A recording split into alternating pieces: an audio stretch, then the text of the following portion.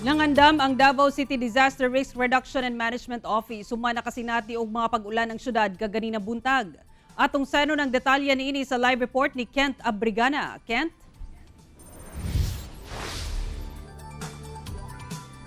Sara, padayon ang pagmonitor sa CDRRMO sa Davao City. Humanti na kasinati o kusog nga pag-ulan kaganihang buntag. Samtang pipila ka mga tulunghaan ang nagkansela na og klase. Nakasinati o kusog nga ulan ug hangin ang Davao City kaganihang buntag. Hinuon, walay natala ang mga pagbaha ang CDRRMO.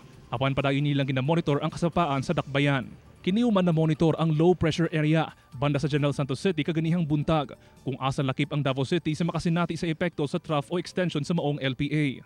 Ang atong pagpangandam is still continuous gyapon ang atong gihimong pagpangandam kay tungod ang low pressure area is makahatag gyapon na siya og kining mga kusog nga mga pag-ulan, mga thunderstorms.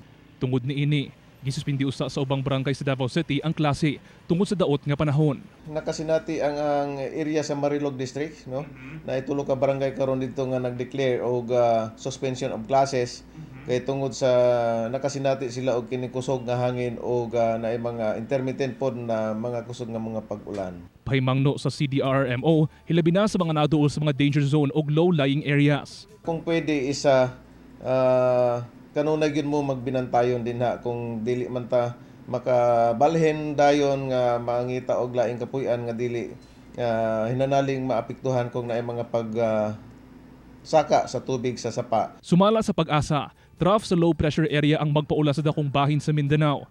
Hinuon, gila umang mas maayo ang panahon sa mosunod nga adlaw. In terms of weather condition, tungo sa atong Davao region, tungod ni ining trough of low pressure area, karong adlaw ang iyang epekto ug mapuhon improving ng atong weather condition.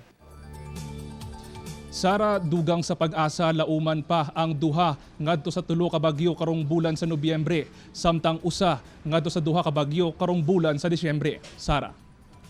Okay, dagang salamat, Kent Abrigana.